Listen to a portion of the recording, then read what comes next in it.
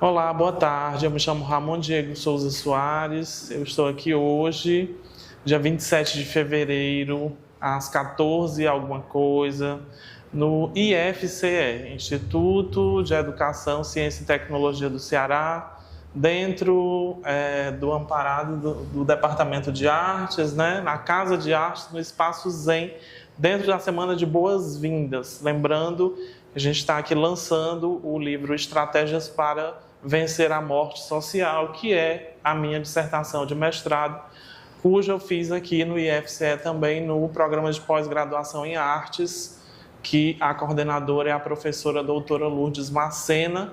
E hoje eu estou aqui, nada mais, nada menos, com a minha orientadora do mestrado, Francimara Nogueira Teixeira, tem que falar assim, né?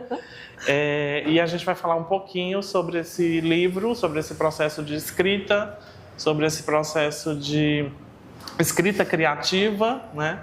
A gente está aqui hoje com as pessoas aqui, os alunos dos semestres que se iniciam, com alunos de outros semestres, para falar sobre alguns capítulos, alguma coisinha sobre o Estratégias para Vencer a Morte Social. Quer dar uma palavrinha, Fran? Sim. Bom, boa tarde.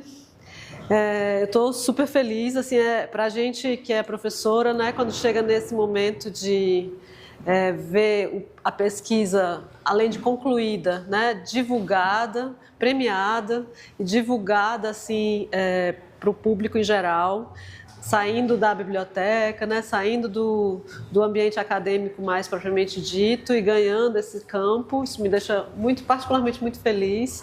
E o Ramon é um artista aqui da cidade, um pesquisador aqui da cidade, que tem como meta, assim, é um projeto dele que eu acho muito bonito, sempre divulgar os materiais publicando, né? Fazendo a publicação desses... Esse é o terceiro livro, que é justamente a própria dissertação.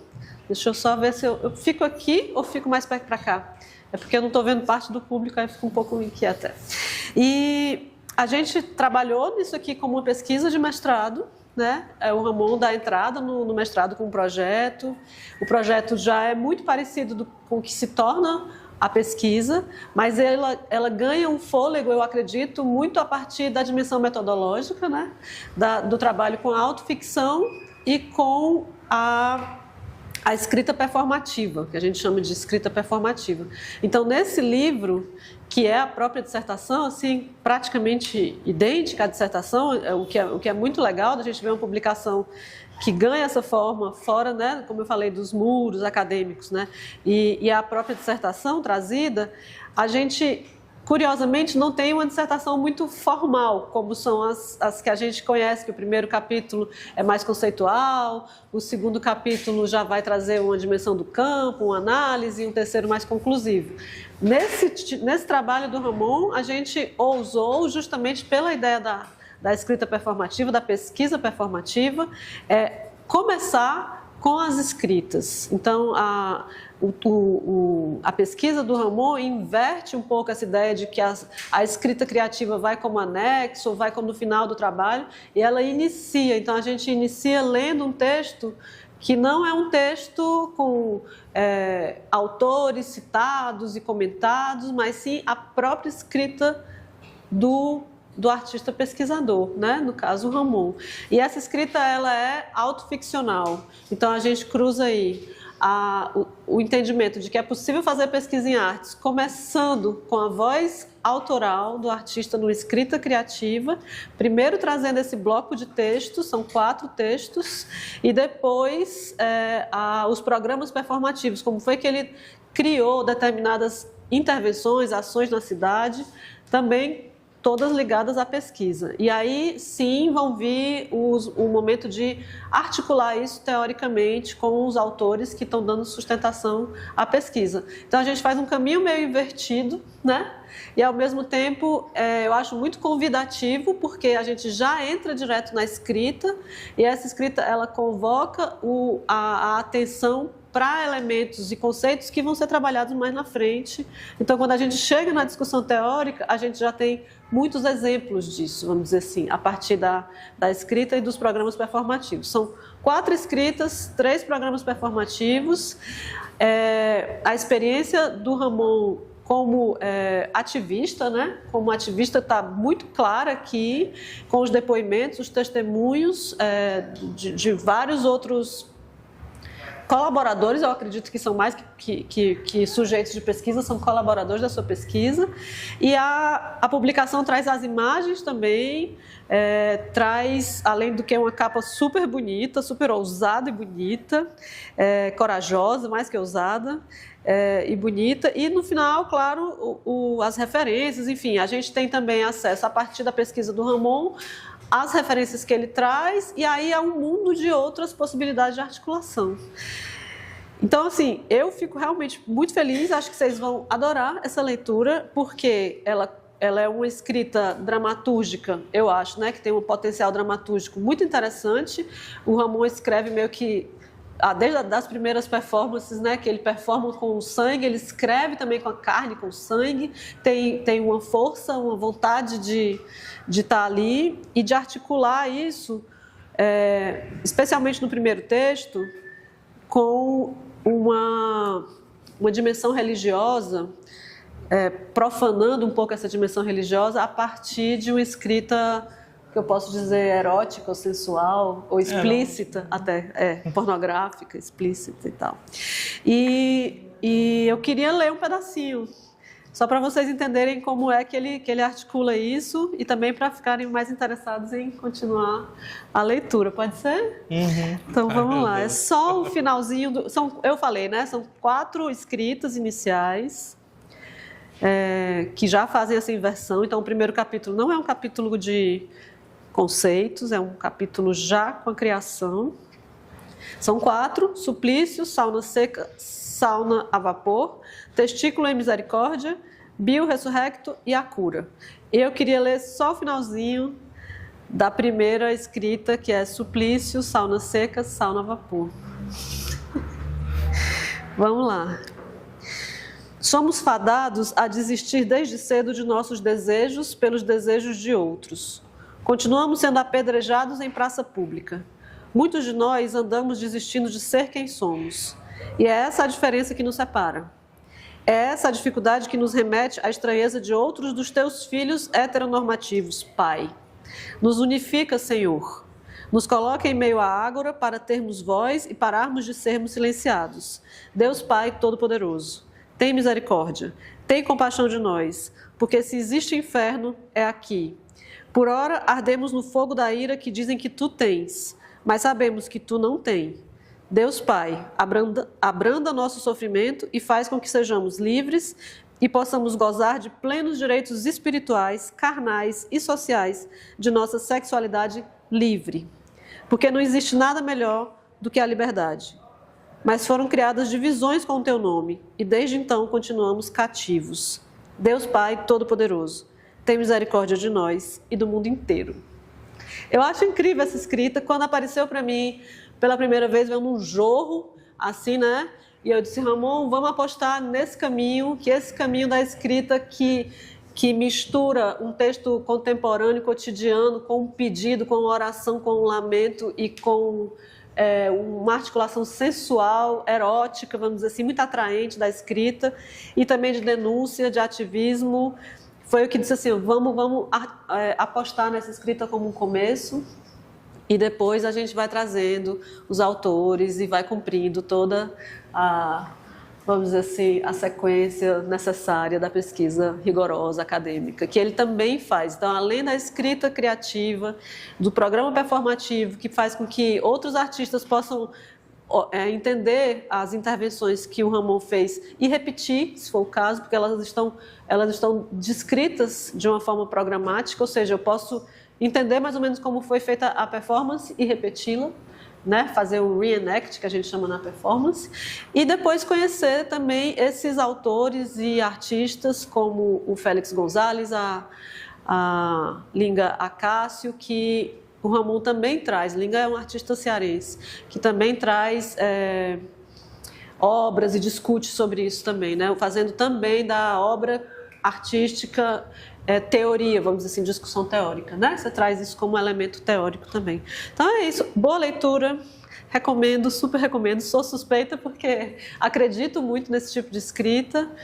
E parabenizo o Ramon também pelo lançamento. Muito obrigado. E por estar aqui com a gente, né, no nosso curso, aproximando a pesquisa lá da pós-graduação, do momento da graduação, né, fazendo esse intercâmbio bonito, assim, e talvez vocês conhecerem o Ramon e parte da trajetória dele como artista, que foi aluno aqui do curso, que às vezes parece que faz tão pouco tempo na minha cabeça, faz tão pouco tempo, mas para quem está chegando agora, é um artista que vocês ainda precisam conhecer, né? Para alguns de vocês conhecer e para outros rever, acompanhar, né? Começar a acompanhar.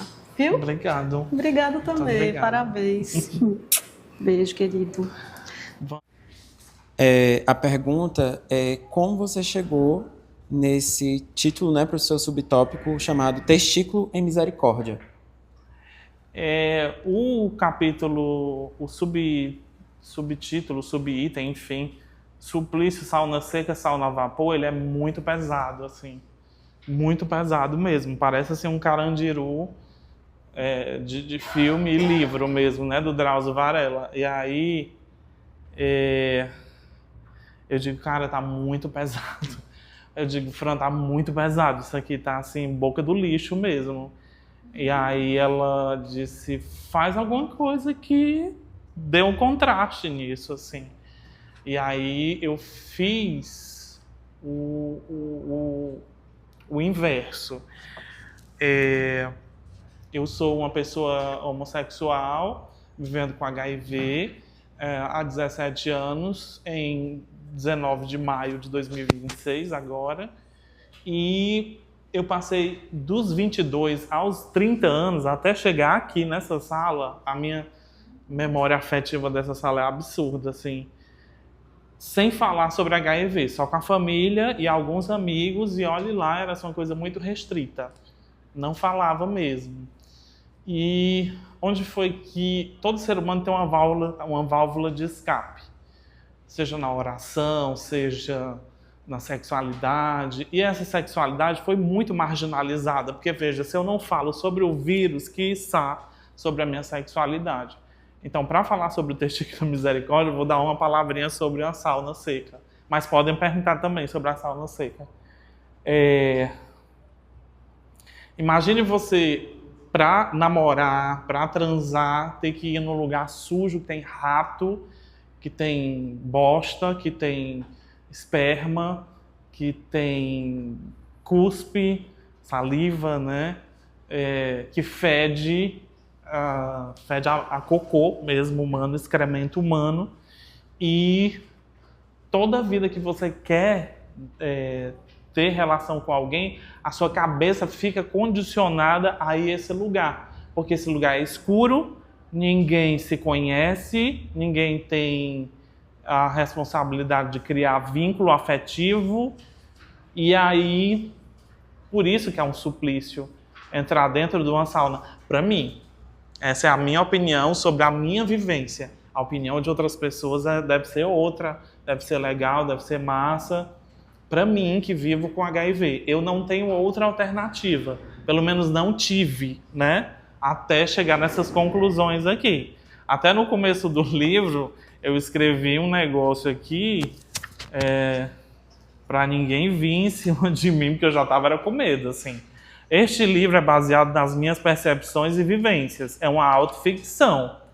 Qualquer semelhança com a sua vida será mero acaso. Ou será que não? Né? E aí eu digo, não, eu vou falar assim porque as pessoas podem dizer que eu estou falando verdades absolutas. Só que quando tem autoficção no meio, eu posso colocar dragão, eu posso colocar padres queimando na fogueira ao invés dos gays, né? A gente bota o contrário. Por que não inverter a história, né? E aí, como a coisa estava muito pesada, eu pensei assim, como era que eu escrevia os textos? Eu olhava para a natureza, tinha uma árvore assim gigante no quintal, e eu tinha uma janela assim para o quintal e a mesa de escrever e o computador. E aí eu coloco uma música de um documentário chamado Baraka, que é um documentário que fala sobre vários países e tem uma trilha maravilhosa, assim. E aí eu começava a ouvir essa trilha e começava a escrever e eu me fazia umas perguntas, assim, o que é melhor do que o inferno da sauna na minha concepção? Então eu falo sobre o cume de uma montanha com uma casa, um homem forte, mas um único homem, e não vários homens no lugar escuro. Então, o cume da montanha tem que estar totalmente ensolarado. Esse homem tem que ser extremamente trabalhador, que é o contrário, muitas vezes, de algumas pessoas que estão nos ambientes mais escuros, mais sombrios, que aí eu não vou me remeter só à sauna, né? Os guetos, né? A gente chama de gueto mesmo. E que esse homem seja forte o suficiente para não é me sustentar, mas que eu trabalhe também, mas que eu viva com ele. Essa metáfora eu construo através de uma percepção de que quando meu pai manda me abortar, falta algo em mim. Falta esse homem provedor, essa proteção. Mas, além disso, eu sou homossexual. Então, eu sendo homossexual passivo, com esse trauma de não ter pai, provavelmente isso ressonou na minha identidade adulta em querer ser mais protegido. Se eu fosse heterossexual, com certeza eu seria o bebezinho da minha esposa. Mas como eu sou homossexual, eu gostaria de ser protegido pelo macho cabeludo, grosseiro, rude. Sabe aquelas séries de... Quase um Aquaman. Aquelas séries de Vikings. Pronto, é aquilo ali. E aí eu até brinco com um amigo meu, digo, na próxima encarnação eu quero ver mulher e eu quero estar assim no poço, pegando água e o menino descendo assim, eu segurando. Aí eu digo, eu não, o homem, o provedor, sabe assim? E isso vem muito das minhas... Eu digo, gente, de onde é que vem isso? Eu digo, não, isso vem das minhas sensorialidades, das minhas sinapses. Então, se vem, eu tomo a liberdade de colocar. E tem gente que diz assim, isso é absurdo. Você não pode escrever uma coisa dessas. E aí é que está o pulo do gato. Vocês, quando vocês escutarem, isso é um absurdo, prestem bem atenção em quem é que está falando e para quê. Porque é absurdo para quem? Para quem não quer que você escreva, sabe? Então, confia muito em quem você vai perguntar sobre a sua escrita. É uma Fran Teixeira ou é um colega que é despreparado para dizer 1000 opiniões e 1000 teorias fora da coisa toda? Não estou falando da Fran Teixeira porque ela é professora acadêmica, mas uma pessoa que tenha mais preparo, né? Então eu digo, não, isso não é absurdo não. Se está vindo, eu vou colocar. E se as pessoas gostam e acham curioso, porque assim, tem hora que eu entro assim num mundo que eu digo assim, gente, eu não tô quase não voltando mais dessa escrita, tô quase entrando dentro dela, são uma Nárnia, sei lá, uma coisa assim.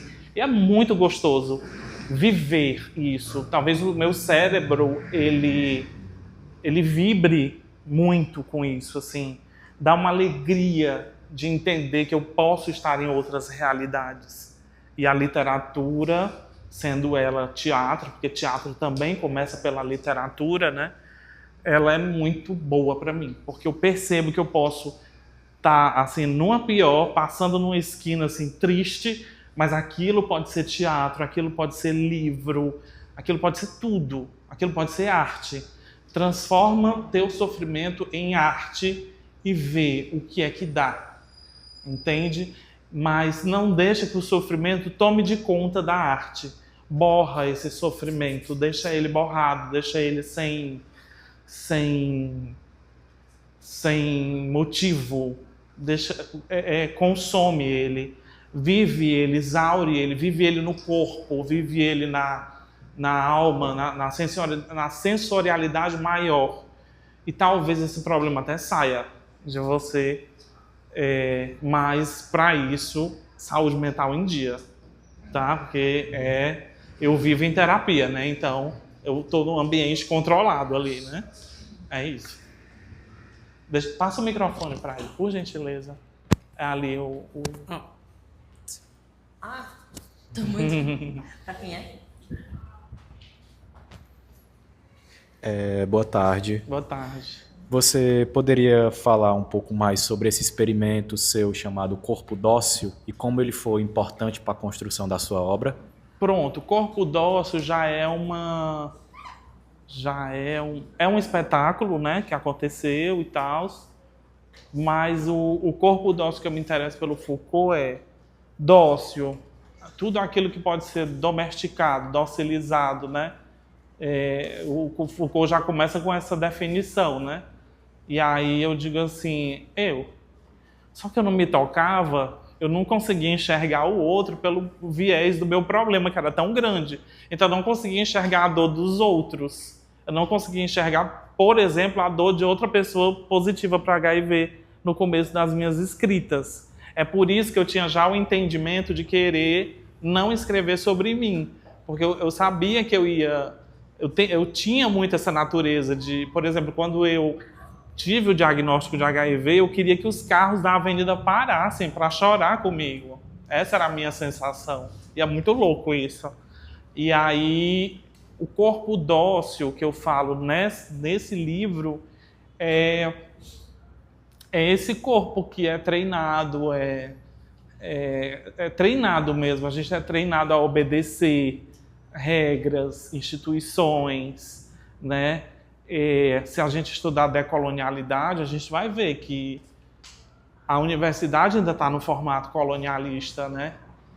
Muita coisa, se a gente for ver, ainda esse Deus Sol aqui apresentando, transmitindo, e as pessoas meio que ainda passivas, ouvindo, escutando e tal. É por isso que eu estou meio que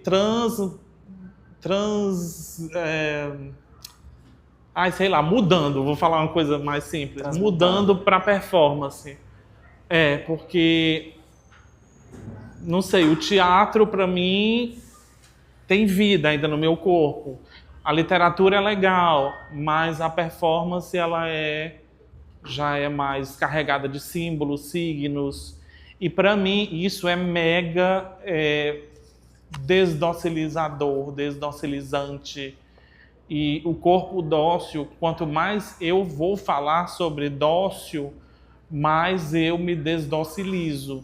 Isso pode soar como um Ramon no futuro mais agressivo. E tem artistas que têm essa marca, né, de ser um pouco agressivo mesmo, até na sua forma de falar. Artistas que lutam pela causa dos pretos, artistas mulheres empoderadas. Aí eu digo, mas por que o homem pode ser assim e a mulher, quando se coloca, não pode ser assim, né? E aí a gente está tendo experimentos nos reality shows com isso, né? Comparações aí, né? Se fosse uma, mas é como é a outra, que é branca, não sei o quê, e tal. E a gente está obedecendo muito ainda às regras impostas pela gente. A coisa é tão estrutural, tão colonialista, que vem de muito longe, né? Vem desde a colonização mesmo. Então, nossos pais colonizaram a gente sem querer. Nós nos colonizamos sem querer. Nós estamos a todo momento olhando e pensando e vibrando num olhar colonizador do corpo do outro, de como o outro se veste, de como o outro se comporta, de para onde o outro vai, o que é que o outro escreve. Escrever uma coisa íntima. Se eu não quiser, eu podia guardar isso aqui para mim, né? Se eu uma pessoa egoísta e guardar isso para mim, eu digo, não, isso é tão valioso que eu vou guardar para mim.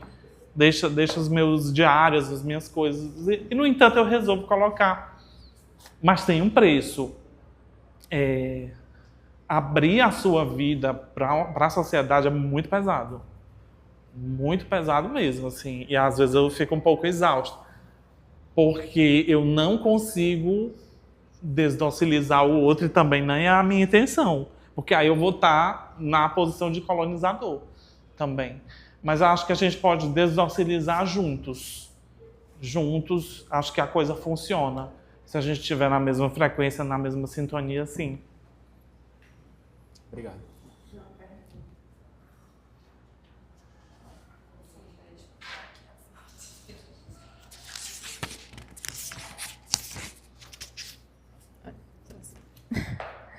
Boa tarde. Aqui na página 75 eu vi esse... É um print, né? A figura 3 do print Sim. do aplicativo do Grindr.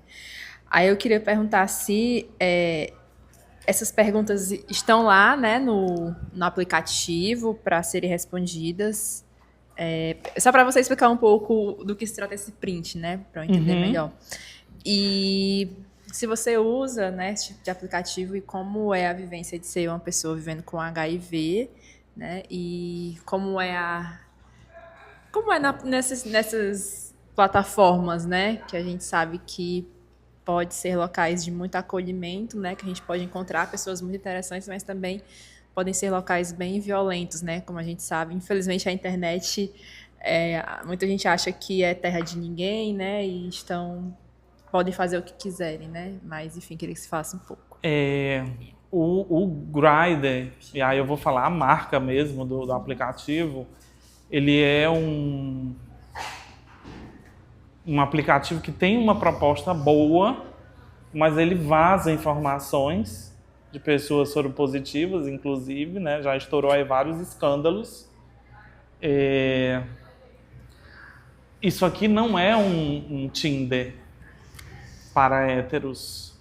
Não é como um Tinder. Não tem a mesma coisa saudável do Tinder. Não dá match. Aqui tem muita gente na cabeça dodói. Muita gente mesmo, assim. E aí eu já recebi, assim... E aí, a Idética, eu sei que você tem HIV... E eu tinha acabado de revelar aqui, né? No Lázaro... no espetáculo Lázaro, e aí eu ainda não tinha força. E aí aquilo, sabe quando a sua energia vai nos pés, assim, gente, eu tô arrasado com isso aqui. E aí eu liguei pro amigo meu, aí ele disse assim, já abriu, não tem mais como voltar, você vai ter que lutar agora pra pegar o seu lugarzinho ao sol. E assim, eu coloquei positivo não detectável, ninguém mais me chamou pra nada. Aí eu retirei, deixei um tempo, botei minha foto de novo. As pessoas começaram a me chamar de novo. Porque elas olham o perfil, né? Branco, preto, 1,70, 1,80, 1,90, quantos quilos. Então, a comunidade G, que são os gays, a gente é muito seleto, a gente é muito seletivo. A gente sempre quer o melhor corpo, o corpo padrão, porque a gente foi educado com isso, né? Isso é mais uma forma dos Estados Unidos, do imperialismo dos Estados Unidos, empurrar produtos para a gente, né? Então, gente, as pessoas se escolhem pela barriga nas saunas e nos cinemas. Vão passando a mão na barriga, se tiver trincada, fica. Se não tiver, se tiver uma barriguinha, sai. É assim que você é escolhido. Então, você não é mais um ser humano ali dentro, você é um produto numa prateleira. Então, isso é docilização ainda, sabe? É um negócio assim. E aí, quem for fraco que vá para a academia só para isso, e não por saúde, não por outra coisa. Aí, para julgar, aí não vale, né? Então, é isso, assim, mas... os espaços homoafetivos em Fortaleza, principalmente os espaços virtuais, estão ficando cada vez mais insalubres para viver. Começou tudo como uma grande brincadeira, mas está terminando tudo meio assim... Eu estou falando pela minha experiência, das violências que eu vivi dentro da minha, né, da minha privacidade e tudo mais. É muito violento, muito violento. Um lugar que você chega, transa com uma pessoa, não sabe nem o nome e vai embora. E o meu gozo é mais importante do que o seu gozo. Então acabou. Se eu gozei, você não gozou, problema seu. Então é assim que funciona. E aí eu já tive vontade, nessa pesquisa, já tive vontade de entrar dentro da sauna, do cinema, HIV positivo, me coma, né? E aí eu digo, não dá, porque não dá para tirar a foto, não dá para fazer o relato, sei lá. E a gente tem medo também, né, de violência. Só que o que eu percebi foi que muita gente tem medo de você. Por exemplo, aí entra a questão dos garotos de programa na pandemia. Na pandemia eu não podia sair. Aí eu digo, não, eu não vou ficar sem homem de jeito nenhum. Homem que eu falo na essência mesmo, aquela coisa fálica mesmo, assim. E aí eu comecei a terceirizar. E aí eu perguntava sempre, você está se sentindo bem? Você tem certeza que você quer fazer isso? Porque eu queria que fosse tão consensual, eu não queria que fosse algo só pelo dinheiro, eu queria que a pessoa se divertisse também e tal. E uma professora do Senai falou assim para mim, Senac, Ramon, eles estão acostumados com essa vida. Então pode ser um príncipe do padrão da beleza ou pode ser a pessoa mais dentro da estética moderna, né? A pessoa mais feia, digamos assim, fisicamente. Eles vão tratar de forma igual. Então, aí eu comecei a identificar os comportamentos. Tem aqueles que performam o namorado, tem aqueles que performam o amante, tem os que performam os fetichismos da coisa. E aí uma vez eu peguei uma pessoa interpretando assim loucamente, eu sou ator e leio a coisa do corpo da outra pessoa e a pessoa nua, eu não hei de ler o corpo da outra pessoa. Eu digo, ei, tá bom, não precisa desse palco todo, dessa masculinidade toda. Eu sei que você não vai até aí. Aí eles têm certeza? Tenho. E aí, uma pessoa que não tem essa consciência vai dizer assim, é uma passiva, né? É uma passiva, para quem não sabe, é um homem que, né, tem trejeitos mais afeminados, mas não necessariamente isso, mas que gosta mais de receber o falo do outro do que introduzir no ânus. A gente está ainda, enfim, eu tenho que falar academicamente, né? Aí... mas deu para entender, né? Enfim. E é isso, assim, eu digo, não. E aí foi quando eu comecei a entender que existem ativos afeminados. E eu amo. Para mim é uma coisa maravilhosa, que eu me identifiquei muito. E aí eu desconstruí mais um pouco. Assim, eu digo, não precisa ser o homão, aquela coisa, não sei o que, tatuado, não sei o que. Pode ser uma pessoa toda colorida, né, com aquelas roupinhas coloridas e tudo mais. Não precisa performar essa masculinidade, essa virilidade tão grande assim, né? Porque eu acho que o afeto vai para além dessa performance de gênero, né? Aí já vai para Judith Butler, vai para, enfim, essas outras coisas. Alguém mais? O microfonezinho lá.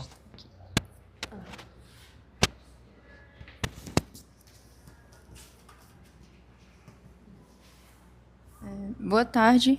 Boa tarde. Eu gostaria de perguntar sobre essa questão da fé, que é uma coisa que é bem presente dentro do livro, né? Essa questão da religião. E a gente consegue ver isso nos agradecimentos e tanto na página 55 também. Dá uma ênfase em um versículo.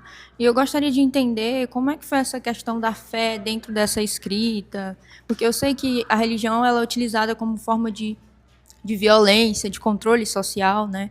Mas ela não se resume só a isso, e eu acredito que, pela escrita, ela teve uma importância para você. Então, como é? Na verdade, é um trauma, né?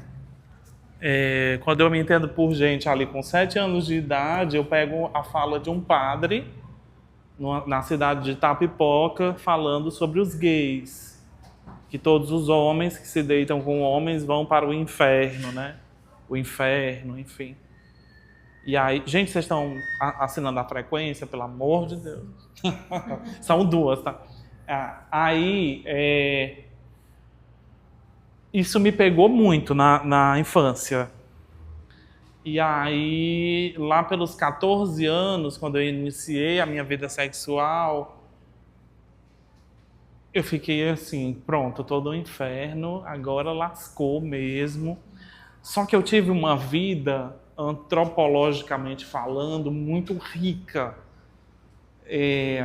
Eu tinha acesso a tudo. Eu fui criado solto, mas não solto, mas solto para viver e ver. Né? Minha mãe sempre disse, vá e veja. Se você gostar, bem. Se não gostar, não faça. E aí, eu passei por diversas religiões. Primeiro a católica, depois a protestante, depois... Primeiro o espiritismo, né? Lá na infância mesmo. E aí, depois nenhuma. Acho que passei pelo candomblé rápido, muito rápido. E foi aqui, no período da disciplina da professora Lourdes. E aí eu disse, não, nenhuma. Depois de muitos anos eu entendi assim, não é a religião para mim. E aí, quando a escrita cai, a escrita Bíblia, eu tenho um respeito muito grande, porque fica, né? Esse resquício, né? Minha avó, minha mãe, católicas e tudo mais, e elas me ensinaram a ler Bíblia e tudo mais, assim. E toda vida que eu vejo essas hipocrisias, né, de politicagem com religião misturada, tudo misturado hoje em dia, eu digo assim, aos fariseus aí falando, né? E por que eu cito, né? Porque eu acredito, os meninos frescam muito comigo, que, gente, o Ramon, as referências bibliográficas dele é Brad Hessman, Gálatas, aí Hebreus, aí Ionesco, aí Provérbios, Salmos, enfim... aquele Mbembe, né? Essas coisas assim. Mas existe uma sabedoria dentro daquele livro que eu não sei explicar o que é. E me perturba um pouco. E me chama um pouco. Mas outras coisas eu digo, não é possível que isso possa ter sido decisão do mesmo ser ou da mesma magnitude que criou uma flor, por exemplo, uma fruta que a gente come, não é a mesma administração. Então, acho que tem alguma coisa mexida ali. Eu sou formado em História, e aí, quando eu fiz História, a gente estudou o Concílio de Trento, de Nicéia, eu digo, vixe, agora que não dá mesmo para acreditar num negócio desse, né? Então, tem essa coisa do trauma da infância, mas do respeito ainda em... colocar meu joelho no chão e dizer assim, é contigo. Eu sou monoteísta total, assim, eu não acredito em mais de uma força. Eu acho que é uma força só e delega-se algumas coisas a outras forças, mas é uma força só. É uma coisa deixada, né, pra gente. E tá tudo estabelecido e a gente faz o que quiser com o que a gente tem. E que talvez essa força magnânima, né, que as religiões adoram, se curvam, espera que retorne e tudo mais, talvez isso seja uma grande ilusão do homem para se prender a uma predestinação que não existe, né? E se a gente for ler as grandes obras do mundo, né, Shakespeare, Hamlet, Se Eu Não Sei, A Questão, Beckett, Esperando Godot, depois de uma Segunda Guerra Mundial, Ionesco com a lição, um homem perguntando se 40 caixões iam passar despercebidos na rua e o empregado dizendo, claro que vão passar despercebidos, falando da banalização das mortes humanas numa guerra, né? Porque hoje está passando despercebido, essa crítica é atual do Ionesco, né? Então, morre um monte de gente, a gente é do outro lado do mundo, não tem nada a ver com isso. Agora que talvez a gente esteja despertando para isso, assim. E para eles o mundo já acabou. Né? E aí algumas pessoas aqui, o mundo vai acabar, o mundo vai acabar. Eu digo, quando é que o mundo começou a acabar, meu amor? Será que o mundo acabou para mim, para o meu vizinho? Será que o mundo acabou quando eu descobri que tinha HIV? Será que o mundo acabou exatamente hoje, quando uma pessoa descobriu que tinha HIV também? Enfim, é muita pretensão do ser humano. O ser humano é pretensioso demais ao pensar, ao investigar, ao se inquietar com coisas que ele nem tem HD para entender, né? O tamanho disso. Gente, aí agora eu queria ler um trechinho para vocês, que já está dando a hora, né?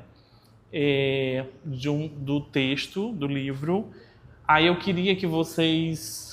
Vamos fazer aqui uma experiência. Quem está atrás, vem mais para frente, por favor. Eu queria que a gente fizesse uma experiência com a audiodescrição, tá? Que o Clístenes está aqui, aí a gente vai colocar uns fones de ouvido, a gente vai fechar os olhos. Acho que é mais tranquilo. E aí, fechando os olhos, a gente entende um pouco mais como é a questão de quando a gente for fazer um edital, né, colocar acessibilidade, né? Eu estou comendo muito açúcar, né? Será que um dia eu não vou precisar dessa acessibilidade com o glaucoma que está dando aí, né? Enfim, morro de medo dessas coisas, mas dessas coisas que eu digo da cegueira e tudo mais, né? Que a gordura no fígado já atroa.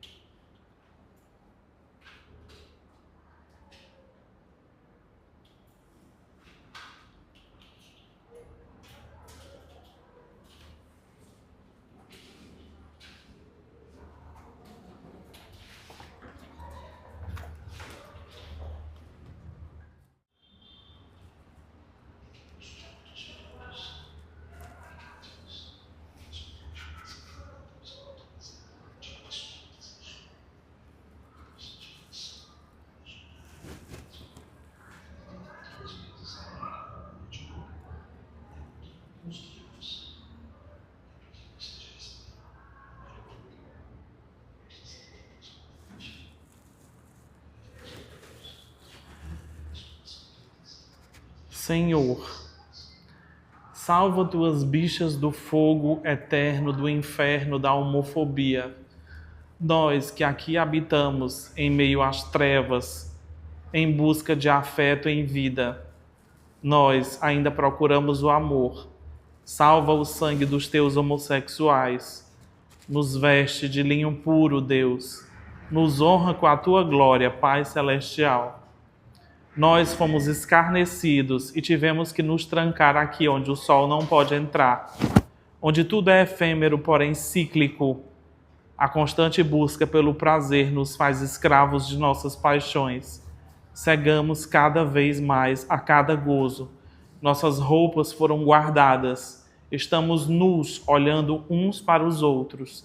Estamos em carne viva, a carne que deseja e se exaure.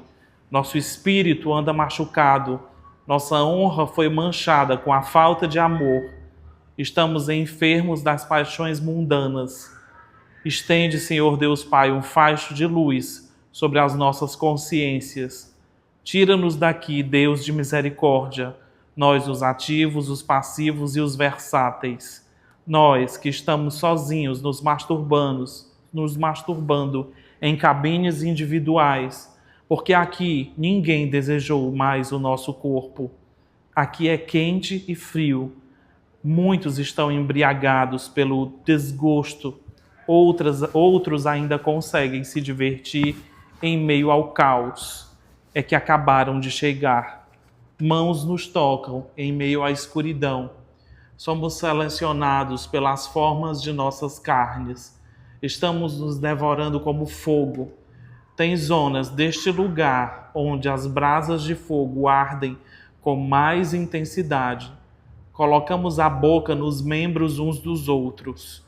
Esse lugar cheira ao eucalipto dos tempos de criança, quando caminhávamos livres sem o desejo que agora nos é imposto pela natureza. Mas aqui, na maioria das vezes, cheira a excremento humano. Estamos aqui no limbo de nossas limitações.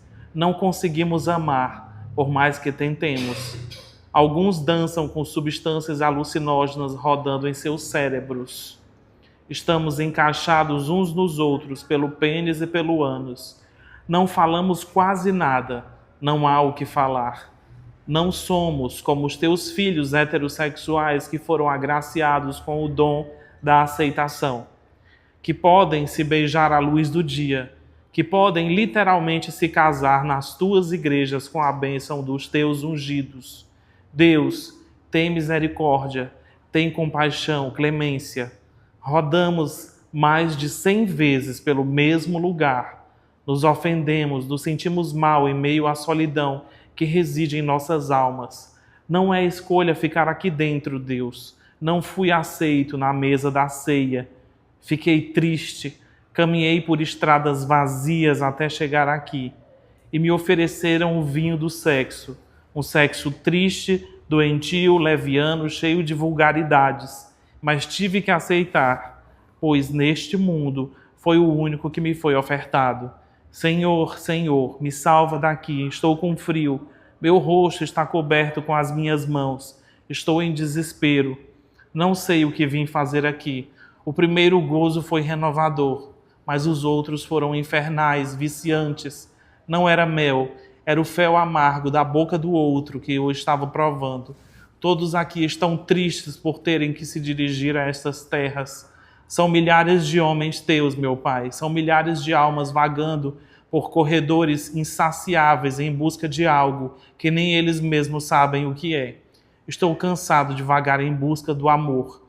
Ele não está aqui, mas não sei mais por onde entrei. A porta de entrada é larga, mas a porta da saída é enganosa. Enganamo-nos em pensar que saímos, porque quando nos damos conta, estamos de volta, nos beijando, nos chupando e nos devorando. Estamos nos alimentando uns dos outros, numa antropofagia que beira a loucura. Estamos nos enfraquecendo, adoecendo-nos de corpo e de alma. Nossos confidentes escutam, mas não podem fazer nada. Essa é uma pena que temos que cumprir. Mas até quando, Deus? Ok. Volta para o mundo.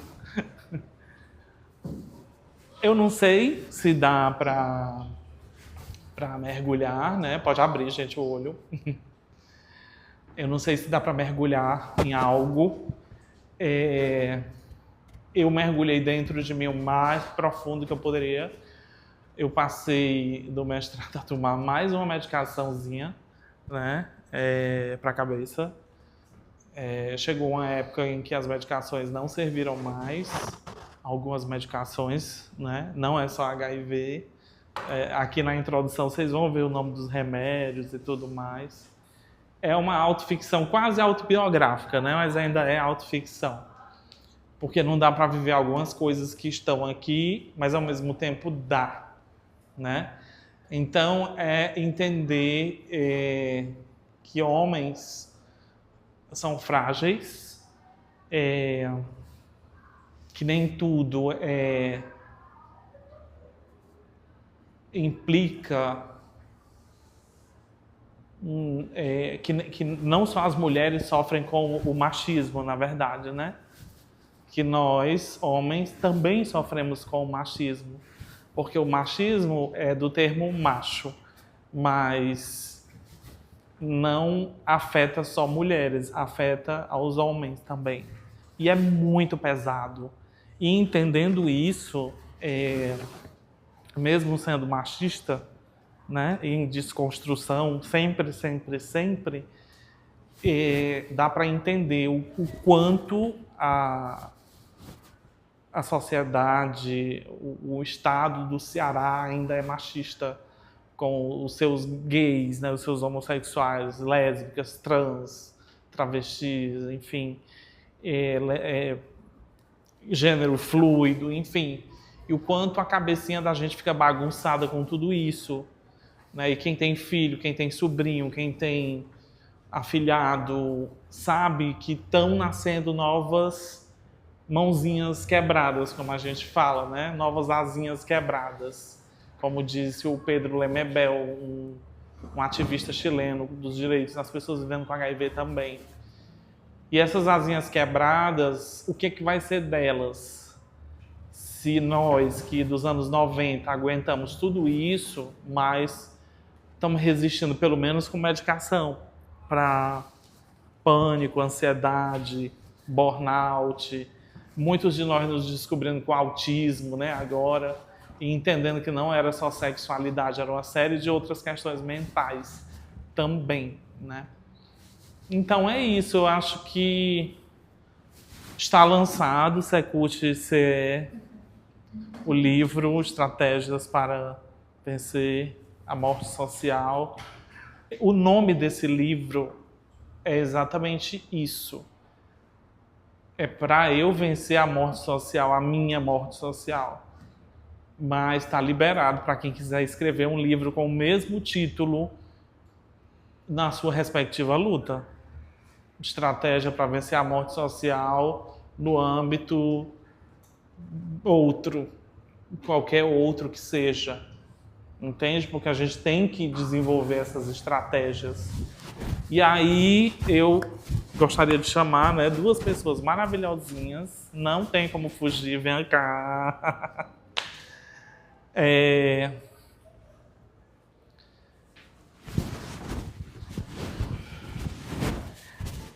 Pode falar, né? Pode, tranquilo. Não. O nome dessa pessoazinha aqui é Wellington, mais conhecida como Sabrina Alves. É porque eu também estou no processo de transição da amiga Sabrina Kelly Alves, né? E a gente não vai se delongar muito, mas eu queria só um pouquinho, se não for mexer, né, no emocional, daquela fala que a gente trabalhou muito. Ela ganhou o troféu de melhor atriz coadjuvante no Festival Bivar de Teatro de 2023. A gente se meteu dentro da CRC, que é um projeto da Associação de Voluntários do Hospital São José, que a Nazaré é presidente. Essa associação tem 33 anos esse ano, né, Nazaré? Vai fazer 33 anos. E em 2023 a gente fez um sketch, né, de 20 minutos, que demorou quase 25, né? Quase um espetáculo. E como foi teu personagem, assim? Meu personagem lá no teatro? Sim. Rapaz, eu me identifiquei muito, entendeu? Pra mim que foi uma coisa assim interessante, porque eu nunca tinha feito, né? E qual era a história? E a história de uma pessoa que vivia com HIV, né? Mas que a família tinha preconceito. Separava. Né? Pode falar agora. Assim, gente, assim, né? Eu me emociono um pouco, mas vivendo com HIV não é fácil. Existe muito preconceito, né, na sociedade, né? E essa história de colher, prato, existe também na face, não dos outros, da própria família. Eu tenho uma família imensa, até hoje que não me aceita, né, com HIV, acha que é uma doença horrível, e pegar na pessoa você já está contaminado, né? E na minha casa, onde a minha mãe mora, minha família, tudo meu é separado. Copo, prato, garfo, faca, é muito e dói muito. Antigamente também, quando eu ia urinar no vaso, eu via muita cena, minha irmã botando água morna no vaso. Para mim é muito triste, né? Eu pensava, eu descobri minha doença, eu achava que minha família ia me dar apoio. Não, foi o contrário. Fecharam as portas. Ainda hoje é difícil para mim, né? E outra coisa, que não existe só o preconceito da família. Existe o preconceito lá fora, as coisas ficam mais difíceis, as portas de abrir para o emprego, entendeu? E há 20 anos eu sou soro positivo, né? E para mim que eu estou aqui hoje, agradeço muito a Deus e sou professor de zumba também. Aparei, né, por causa da minha doença, eu não tive mais pique para isso. E não é fácil. Eu agradeço hoje que também que eu estou vivo. Agradeço a associação, a CRC, que me apoiou, que é minha casa, entendeu? Me dá apoio, né? Eu sou muito bem-vindo lá, a gente tem um psicólogo, temos terapia em grupo. Para mim, tá bem. E outra coisa que é tão interessante, como o Ramon mesmo falou, a medicação faz a gente viver mais, mas também ela prejudica a saúde. É porque agora, recente, que eu fui para o meu médico, há 20 anos atrás eu não sabia para cá. Eu estou com problema no meu rins por causa da medicação. Eu estou com problema renal por causa da medicação, dos coquetel. Porque eu sou muito forte. E vários remédios que eu tomo, né? Eu também que eu me cuido com um psiquiatra, que eu faço tratamento, porque não é fácil.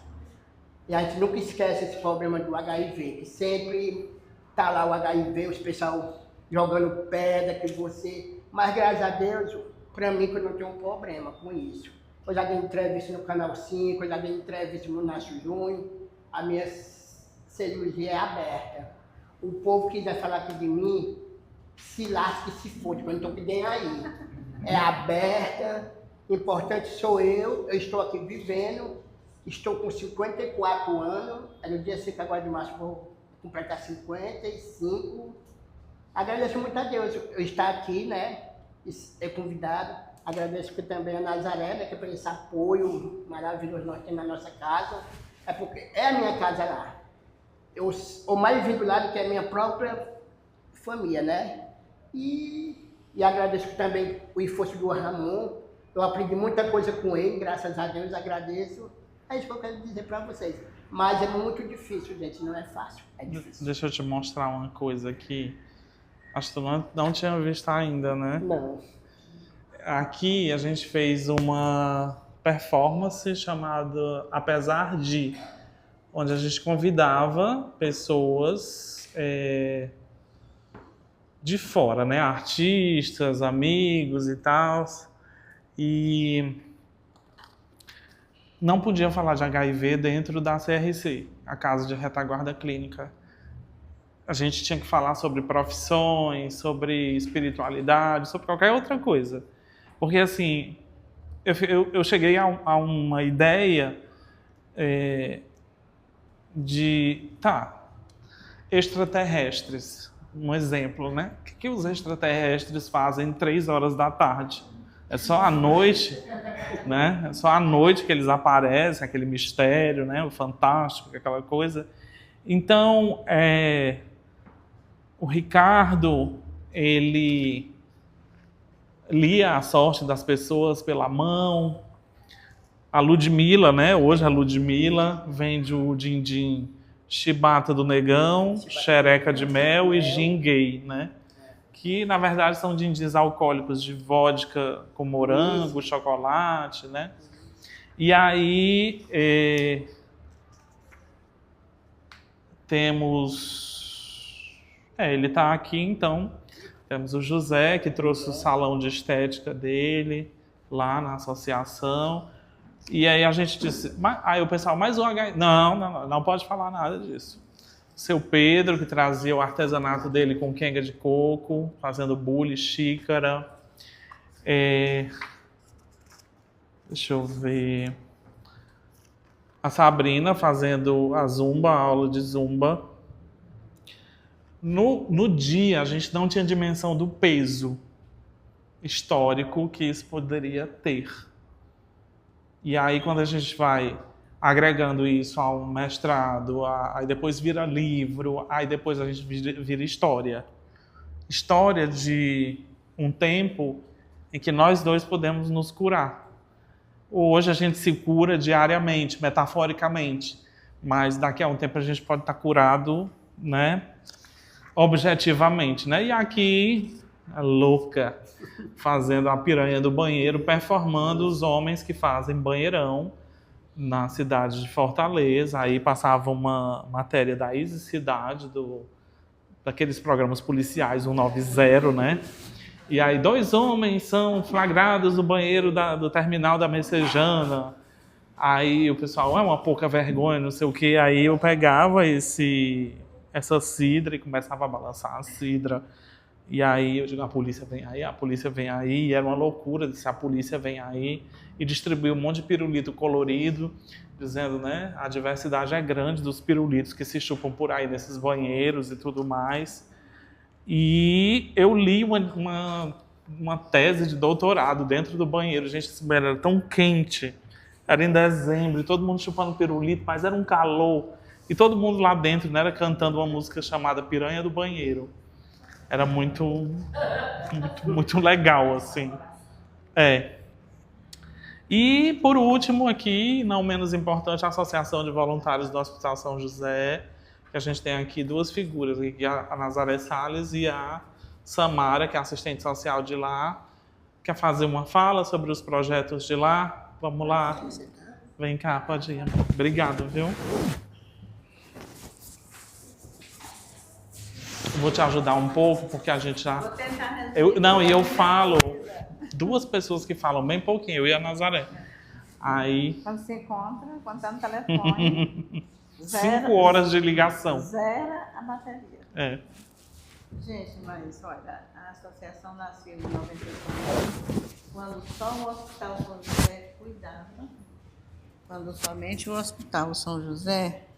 Pode falar. Recebia pessoas com HIV. Era aquela loucura semelhante à Covid. Tudo separado, sem ninguém saber como cuidar. Pessoas morrendo aos montes. Felizmente evoluiu. E de lá nasceu a associação, por quê? Porque muitas pessoas acudiam lá para fazer visitas, e tinham parentes e amigos, aquela loucura. E daí nasceu esse grupo do assistente social com outros grupos de lá, e ela já tem esses 33 anos. Hoje nós temos 3 grupos que trabalham junto ao pessoal que está internado, independente de ser soro positivo ou não. Lá, doenças infecto-contagiosas, seja quais forem. Tem o pessoal da beleza, faz cabelo, barba e bigode, né? Essa história que é até de brincadeira, mas nós temos esses profissionais da beleza que vão fazer isso lá. Temos o grupo de canto, que eu também faço parte, e a gente canta nos domingos.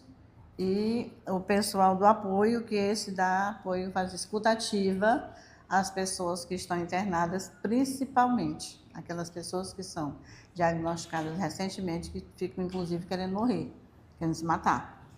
Certo? Isso é uma loucura. A gente vira psicólogo, a gente é profissional de todas as áreas, a gente é multiprofissional.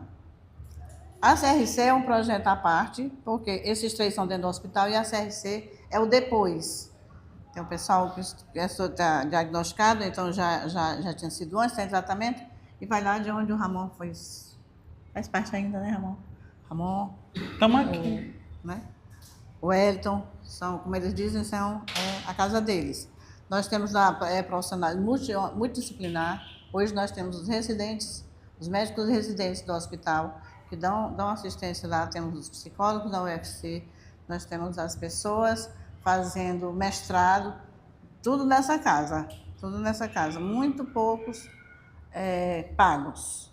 porque é uma associação que vive de doações.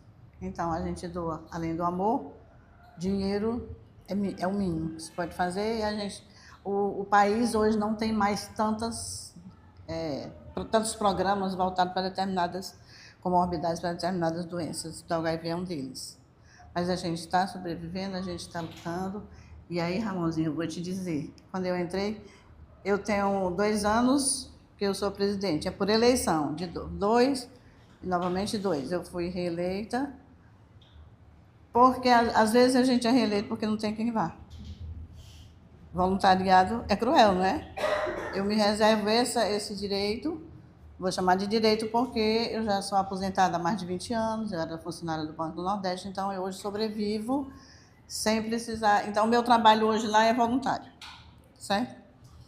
E aí, uma ideia que surgiu, e essa é novidade até para vocês que estão lá, viu, garotos? A nossa marca está registrada. Hoje nós somos uma instituição com marca registrada. Esse nosso serviço hoje ele tem um perfil maior por causa do serviço que é ofertado pelo nível de profissionais, sejam de faculdade ou não. Existem serviços que não obrigatoriamente são de faculdade. O que significa a sigla CRC? Casa de Retaguarda Clínica. Ela é uma filial. Ela é projeto, mas ela é também uma filial. Com essa marca que nós estamos registrando agora, nós queremos avançar com o profissionalismo na assistência, no acompanhamento a idosos. E também incluir o projeto do pessoal 60 a mais, porque quando a gente atinge 60, quando a pessoa que é soropositiva atinge 60, o vírus não vai embora. Ele precisa de mais assistência do que essa, que é só voltada para o que a gente tem. E aí surgem muito mais comorbidades. Então, é esse o nosso lema, é esse o nosso pensamento. Da manhã pode não ser eu que esteja lá, pode ser a Samara, pode ser um dos meninos, qualquer um. Uma das coisas que a gente tem implementado bem, e isso tem sido aceito, é a questão da qualificação profissional, gente. Nem sempre é preciso que você seja um multiprofissional, que seja das profissões reconhecidas. O empreendedorismo hoje é muito forte. E isso aqui, na saúde mental, ele é tão mais importante do que qualquer outra situação que a gente tem. Porque ele tem razão, o Edson tem razão, a questão da empregabilidade. Ninguém pede, quando vai se empregar, ninguém pede teste para saber se você tem ou não o vírus. Mas, no momento que descobre, é um drama, porque fatalmente essa pessoa vai ser dispensada. E nunca vai dizer que dispensou porque é um soro positivo. Obviamente que essa pessoa precisa de sair para as consultas, precisa de fazer exames, precisa de uma série de coisas, muito mais do que alguém que não tem uma comorbidade desse tipo. E a gente está tentando fazer isso. E aí, profissionalizar nossos meninos, nossas meninas. E os assistidos. E os assistidos. E aí, com todo esse trabalho, a Nazaré também tem, a associação também tem um projeto chamado Acervo Cultural. Não é isso? Sim, e o Bazar. E o Bazar. Mas aí hoje a gente vai falar do Acervo Cultural. Aqui, hoje, no lançamento, né, do livro, a gente teve uma distribuição, né, para os alunos do IF, onde foram destinados 70 livros, mais ou menos. E aí, os livros que ficaram sobrando vão ficar no Centro Acadêmico. Eu não gosto de falar o outro nome por causa, né? No Centro Acadêmico Vládia Torres, para vocês, enfim, fazerem brindes, rifas e tudo mais. E aí, os outros 70 livros vão para o acervo cultural, né? Eu vou te ensinar uma coisa que a gente se ensina. Vende esses livros por R$100 para médicos, porque tu vai conseguir um capital cultural de R$7 mil. Eu estou errando? Tô não, né? 100 vezes 70. 100 vezes 70. Então, pode. eu fui muito errado de escolher um determinado local para fazer esse edital. Então, remanejamos esse edital para cá, para o IFCE. Eu acho que o projeto tem que ter transparência, né? E para cá, eu digo, putz, como é que eu não pensei em fazer dentro do lugar que me lançou, né? Então, eu agradeço muito, assim, a organização aqui dos meninos, do edital que eles fizeram, um editalzinho pequeno, mas super organizado, assim, todo dia esses meninos postando o trabalho de vocês. Tem pouquíssimas pessoas trabalhando, mas assim, é de uma organização que eu me senti assim na pedra lascada quando eu estudava aqui, né? E não faz muitos anos, né? Mas assim, a gente tem outra geração, hoje é outro pensamento, a informação é mais rápida, né? E aí, esse capital cultural que vem de um edital de uma pessoa vivendo com HIV para outras pessoas que vivem com HIV, mas em forma de estratégia de venda para médico. Médico tem dinheiro. Médico trabalha para ter dinheiro, né? Trabalha para ter dinheiro. E aí eu quero muito que a Secult-CE saiba disso, que está sendo feita essa doação. A gente vai estudar até uma possibilidade de doar mais livros, né? Porque ainda tem livro faltando para ser doado. E assim, livro é para rodar. Eu não deixo muitas vezes assim, livro em tantas bibliotecas. Eu deixei na BES, porque a BES tem uma responsabilidade de quê? Redistribuir os livros entre as bibliotecas de Fortaleza e do Ceará. Aí não fica parado em uma biblioteca só. Vai 3 para uma, 3 para outra, 4 para outra. Então, eu quero 70 livros na casa de médicos, enfermeiros, assistentes sociais, professores, artistas. Olha para aquela galera que tem dinheiro e transforma isso em dinheiro para ajudar na associação. Porque o trabalho que eu vi lá, não existe outra casa onde só um projeto pela manhã, café da manhã, almoço e café da tarde, fecha 4 horas. Entre essas refeições, cineclube, aula de teatro, eu já fui professor de teatro de lá, macramê, alongamento, vão me ajudando aí. Aula de leitura, aula de história, roda de conversa com profissionais de quase todas as instituições de psicologia, cineclube, que tudo que é lançamento de cinema tá lá. Não é filme, vamos ver os filmes do HIV de antigamente. Não, são temas diversos, variados, porque a gente já quer sair dessa mesmice da coisa do HIV, para não ficar essa coisa do coitado, sabe? Eu sempre costumo dizer nas palestras, assim, coitado é o cão, né? Mas, se é que ele existe, né? O inferno são os outros, né? Já diria o filósofo, esqueci o nome do filósofo. Não. Vai chegar um dia, eu boto na legenda. Mas está na ponta da língua, mas eu não sei o nome do homem. O atendimento psicológico. Atendimento psicológico. E agora tem na casa, na sede. Na sede que fica na Parangaba, na rua Padre Guerra. Não, na rua Caio Prado, número 83. Porque, na realidade, o atendimento lá é para os profissionais, para os voluntários. Exatamente. Porque nós que cuidamos, também precisamos ser cuidados. Então, e aí, graças a Deus. Vocês podem ser padrinhos da associação. Eu interrompo ela porque ela esquece de falar as coisas importantes. Mas tá certo, eu agradeço, amor, de verdade. Vocês podem ser padrinhos da associação doando mensalmente R$10, R$20. Qualquer valor. Até R$100 vocês são padrinhos da associação. E aí, fulano, eu recebi um livro. Tu quer comprar também? Vai lá na Parangaba. Aí depois eu passo para alguém aqui e as pessoas distribuem o Instagram da Associação de Voluntários. Precisa de seguidor, porque uma associação de 33 anos precisa pelo menos ter 30 mil seguidores, né? O número de anos, o número de seguidores, né? Então, é um trabalho feito em Fortaleza e no Ceará inteiro. E até gente de fora que está, né, chegando direto.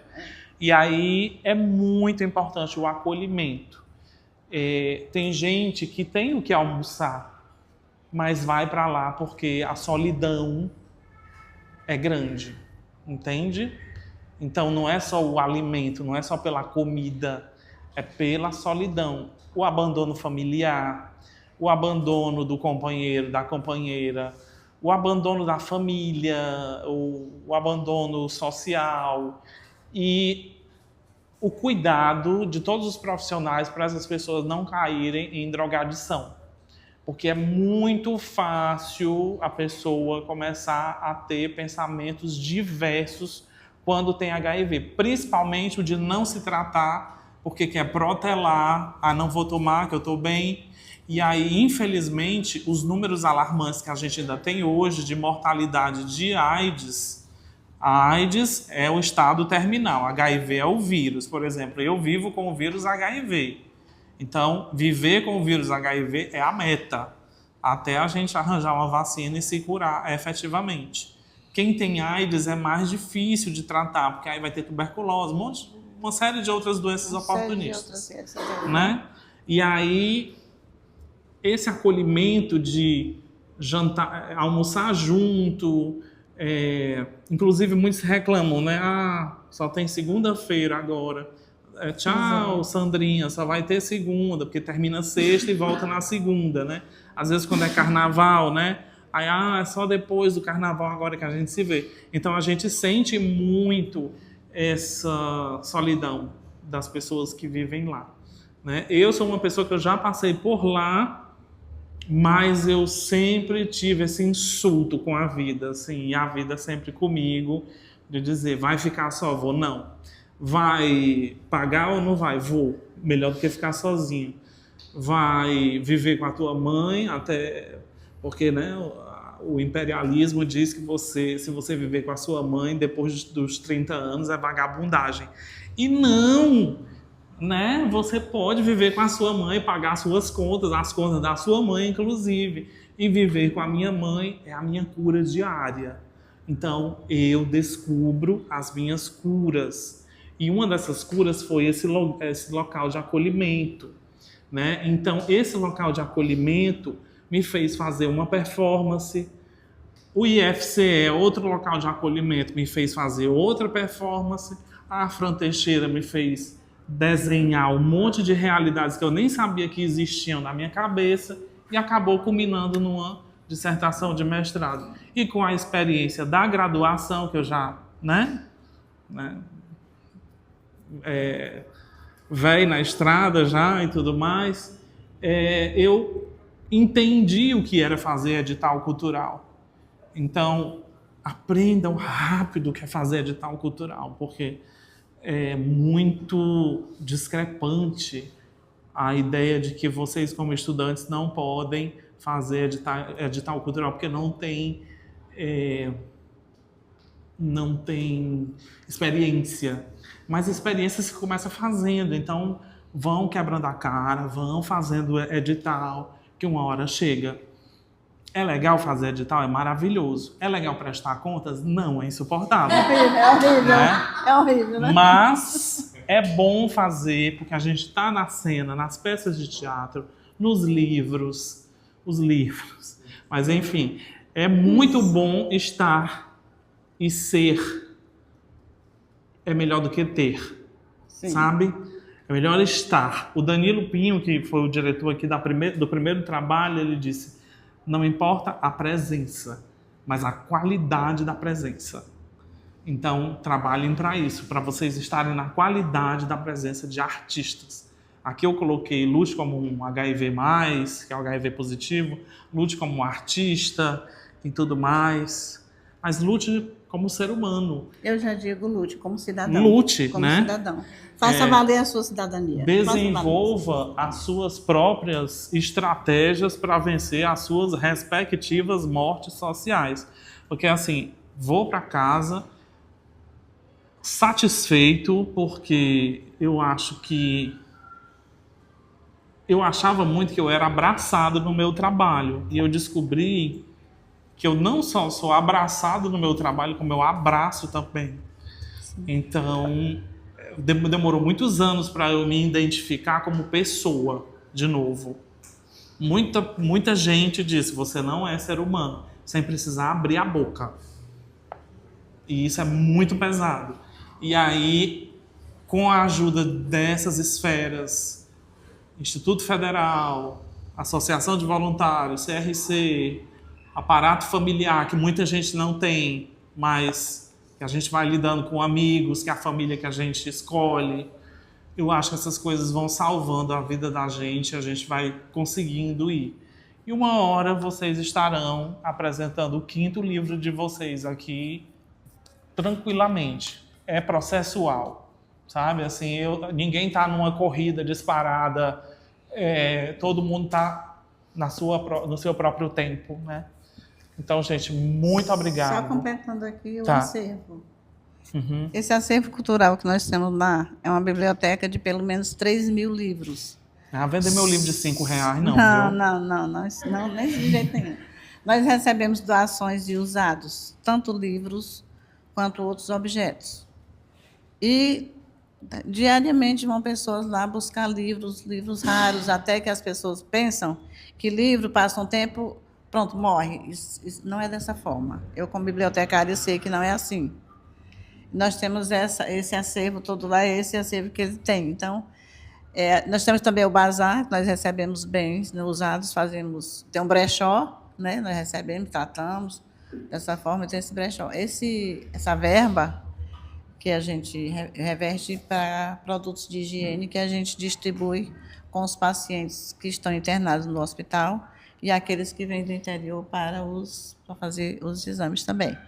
Agora, nós estamos entrando noutra seara, Ramon.